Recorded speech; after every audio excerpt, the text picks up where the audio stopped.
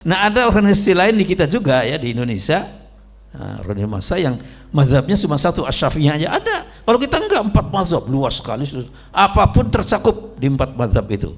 Ayo mau tanya apa, masalah apa, ada di situ. Nah, itu harus kita kuasai dan nanti kita mencari solusi yang terbaik yang mudah diterapkan. Assalamualaikum warahmatullahi wabarakatuh.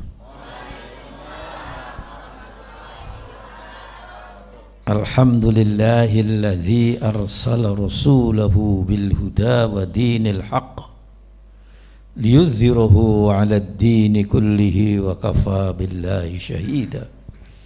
Asyhadu an la ilaha illallah wahdahu la syarika lah wa asyhadu anna Muhammadan abduhu wa rasuluh. Allahumma salli wa sallim ala hadzal nabiyil karim sayyidina wa maulana Muhammadin wa ala alihi wa ashabihi wat tabi'in wa man tabi'ahum bi ihsanin ila yaumiddin, amma ba'd. Al-mukarramun, para sesepuh pimpinan dari Nahdlatul Ulama, wabil khusus Ketua LDNU, Ketua Lembaga Dakwah PBNU,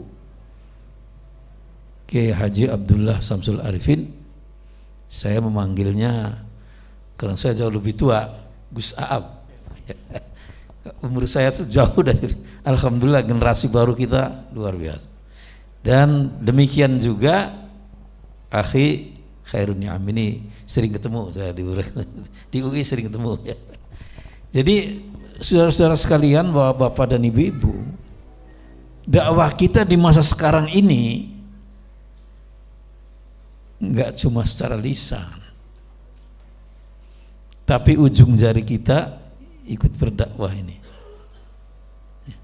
Dengan apa? Tulisan di berbagai mass media. Itu luar biasa.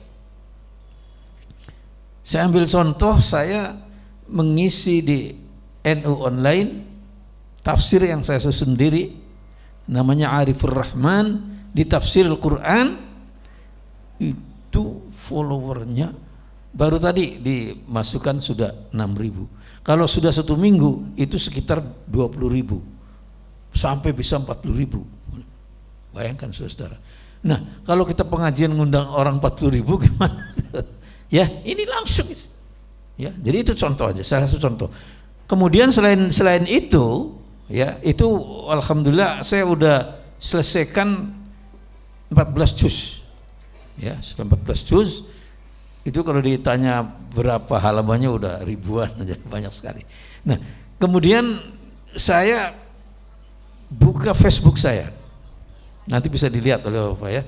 Zaki Mubarak Syamrah, itu di Facebook. Ya, ada berbagai kajian-kajian dan tulisan saya. Kemudian juga saya setiap saat mengirim tulisan melalui WhatsApp.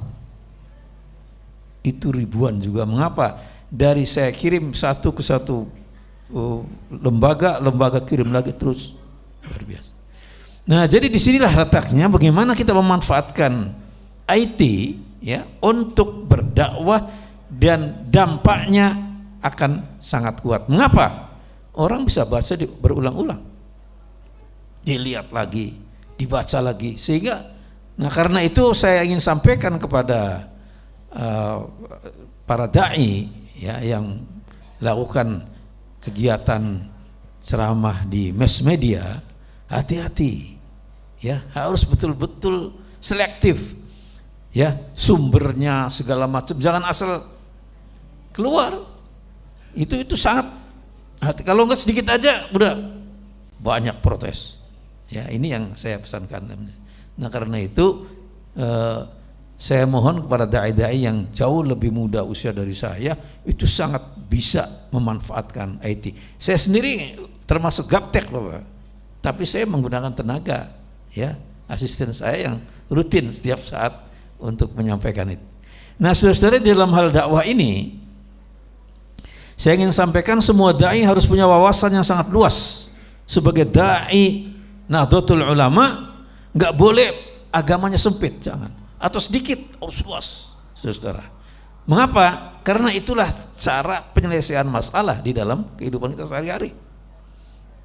Saya ambil contoh pada zaman sekalian, ada suami istri lagi bentrok.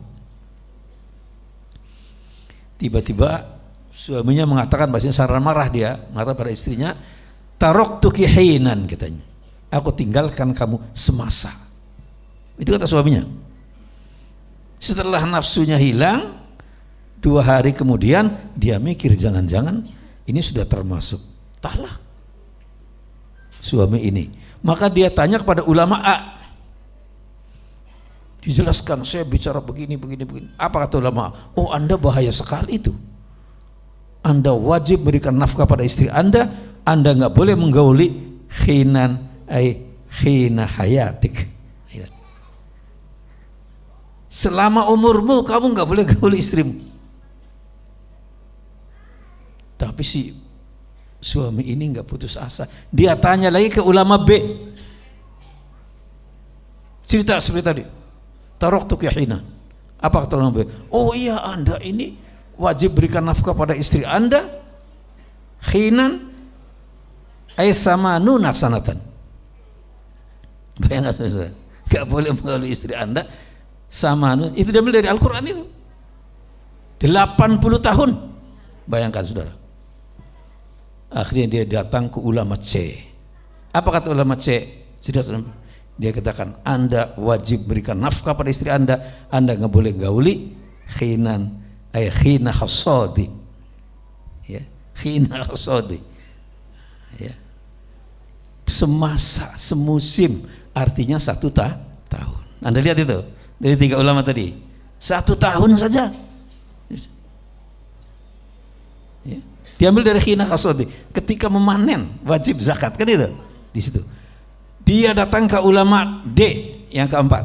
Apa kata ulama D? Oh iya, Anda wajib memberikan nafkah pada istri Anda nggak boleh gauli khinan, diambil dari Al-Quran, hina tumsuna wa hina tusbihu. 3 pagi dan sore, sehari semalam aja. Ayo, Anda pikir itu gimana itu? Itu terjadi. Mengapa? Lafadz khinan itu lafadz yang mustarak, ya, yang ambigu. Bisa semasa umur, ya, itu ada. Bisa 80 tahun, bisa 1 tahun, bisa sehari semalam. Ini Islam, agama. Nah, bagaimana sikap kita berdakwah? Lah, nggak cerdas kalau orang mengambil pandangan ulama A. Mengapa? Sangat bergerak, sangat membelenggu, sangat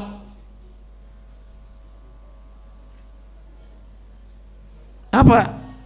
Kata Al-Quran, yuridullahu bikumul yusr wala yuridu bikumul usra. Ambil yang mudah.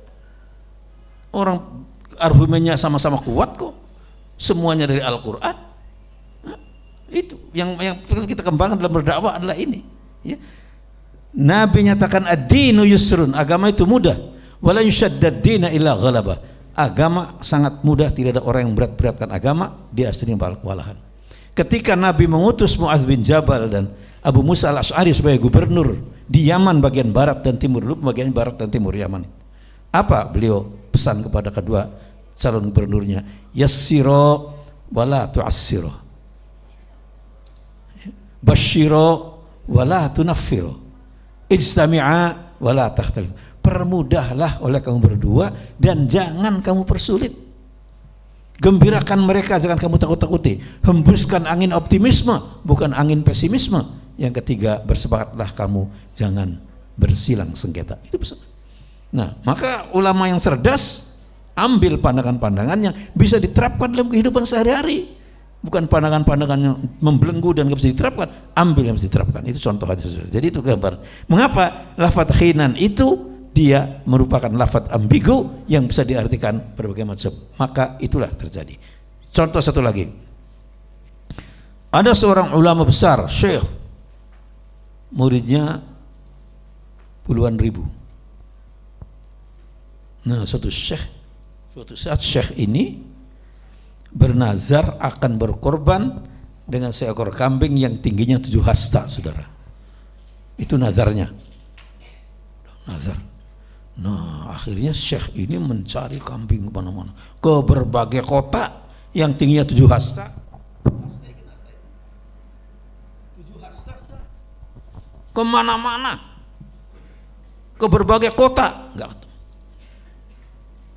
Akhirnya dia panggil murid-muridnya yang hadir, ada kira-kira mendekati 300 orang. Disampaikanlah oleh gurunya, saya punya masalah ini, nazar kan harus tunaikan. Ternyata kambingnya cari kemana-mana, nggak ada. Semua diam, murid-murid sudah. Tiba-tiba ada seorang murid yang di tengah duduknya, masih agak muda, dia katakan, Syekhuna, saya sanggup mencari. Ah, yang benar, ya. Kasih saya waktu 1 minggu. Itu muridnya setelah 1 minggu datang membawa kambing besar, tanduknya melengkung gitu. Kata gurunya, kalau ini mas saya bisa cari dong. Yang saya maksud 7 hasta. Kata murid, iya, ini sudah saya ukur lebih dari 7 hasta. Ah, yang benar, ya. Ayo dihitung bareng-bareng. Dihitung bareng-bareng, apa pakainya? Muridnya ini pakai hastanya bayi. Ayo Anda. Ya, pakai hastanya bayi. Segini. Ya, lebih. Nah, apa kata dia? Nah, guru kan tidak mengatakan hasta orang dewasa kan? Atau mengatakan hastanya orang negro atau hastanya orang barat, enggak. Hasta aja, itu lafzun musytarak, lafaz yang ambigu, boleh pakai hastanya bayi. Apa kata murid?